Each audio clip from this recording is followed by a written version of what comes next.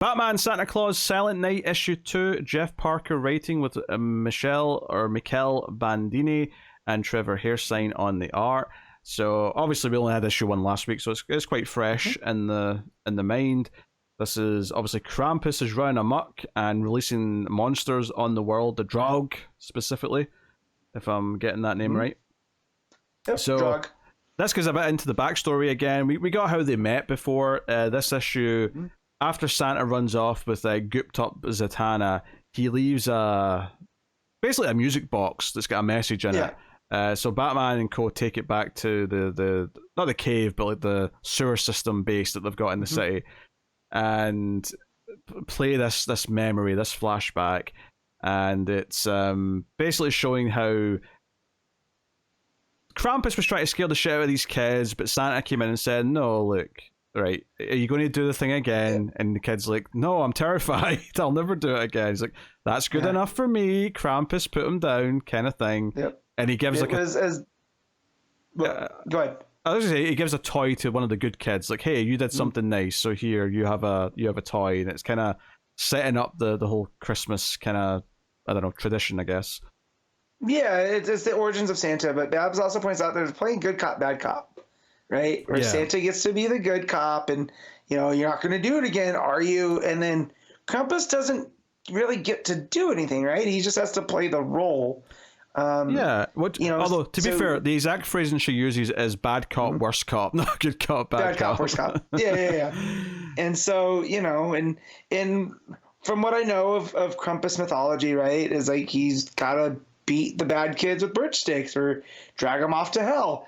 And the fact that he's not being able to do that, it starts to build, I don't know if it's resentment or his own instinct starting to turn on him. Maybe a slight emasculation in a way, I guess, if you want to look at it that way. It's an interesting conceit, though, for this, because you've got like the Bat family watching this story play out. So every so often they pop into a panel and give their comment on what's going on. So it's a really fun way to get the exposition across, because the characters can all react to it and like give their thoughts. But this kept working, and basically Krampus was never getting to really punish anyone because it was working. The kids were being good because, as Santa says, he knows when you've been naughty or nice, and they're getting, just the carrot. And Krampus like, "No, the stick's good. I love the stick. Stick. Yeah. God, I did love, because it plays off of the whole dynamic of Batman and Joker too, right? Is that Batman is all about order, and this is what we're going to do. And the fact that they're having Krampus also laugh as he does the things, I feel like it's also playing off of that. So the whole idea that he's like, the stick, we need that too. Don't forget about that. It's not just the carrot. It was giving me kind of Joker vibes. Yeah, and then there's a misunderstanding, because basically there's some kids that are missing, and Krampus says he ate them, and he's laughing about it. So Santa effectively sends him to the Phantom Zone. I mean, it's not actually the Phantom Zone, but it's like the Phantom Zone. And he then finds out afterwards that the kids were just hiding, and that Krampus was just having a joke. He just enjoyed playing the character. He's got a dark sense of humor. I mean, he's a goat horned beast with tusks, of course. So Santa tries to go into the other dimension that he sent him into and pulls him back out, but he can't find him. He's gone. So now Krampus has got a reason to want revenge. He was basically incarcerated for no good reason. I mean, crying, for making a joke. Yeah, crying wolf, don't get me wrong, can get you into trouble, but and notably, this is in continuity, because this follows up Night Terrors. It mentions it here. Babs mentions it, but apparently Night Terrors is kind of what let him maybe get out, because it kind of broke down this veil of realities and whatnot.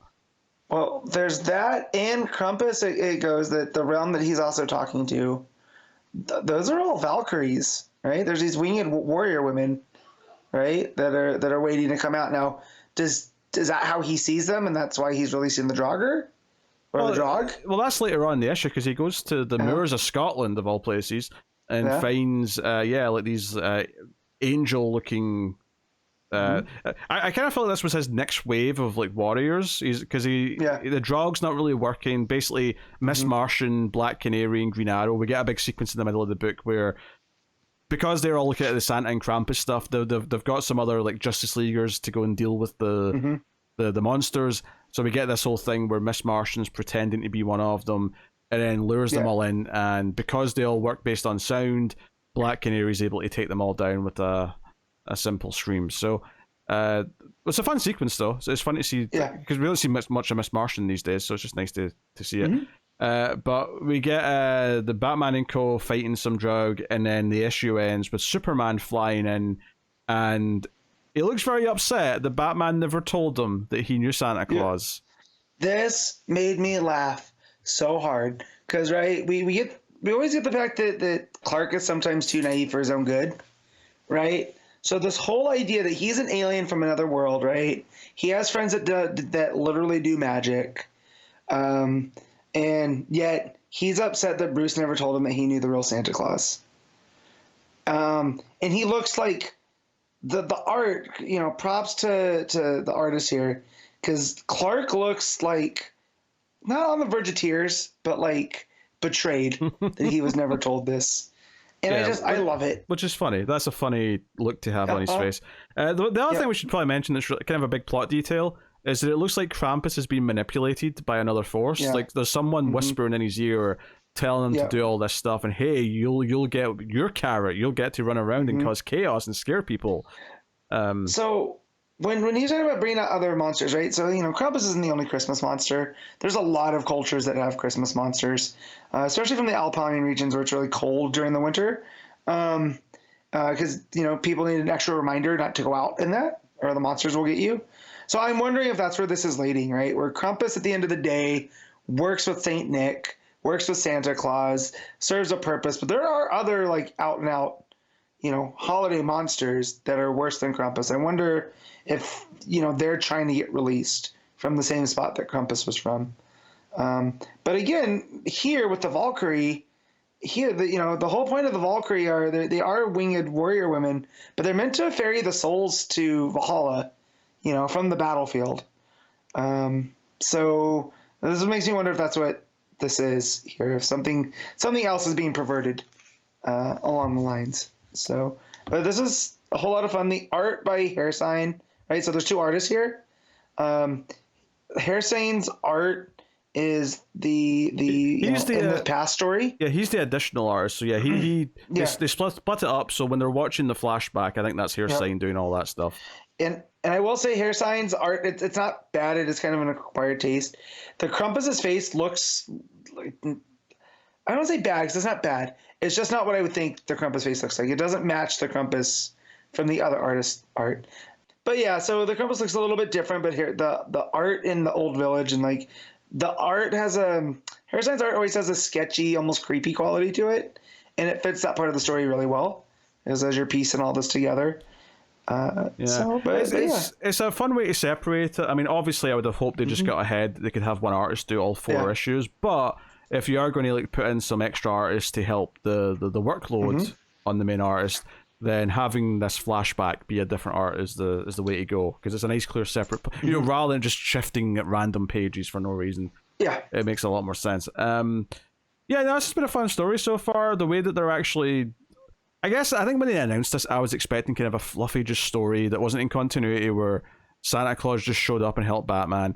But the way that they're kind of tying it into and using the mythology and kind of shaking it up and adapting it so it works into the DC universe has actually been kind of interesting. And Parker, I think, has really fun character dialogue. I enjoyed all the little comments, and probably obviously the best one being Superman at the end, being you didn't tell me you knew Santa. And being kind of butthurt about it is quite funny. So I also just love as well, because Superman's obviously this wondrous character. In the same way that it's fun when Batman's showing there's someone tougher, it's fun when Superman's kind of in awe that something else exists because he's Superman. It's just it's a nice fun bit of storytelling. So what are you rating Silent Night issue 2? I'm gonna give this I'll go solid 8. I'm really enjoying the Christmas stuff. Yeah. I think I'll I'll go 7.5, just a little bit lower, just because I felt like, while I enjoyed the flashback stuff, it did take up like half the issue. So it felt like the momentum wasn't as full steam ahead as it was in issue 1. But minor pacing or structural quibble there.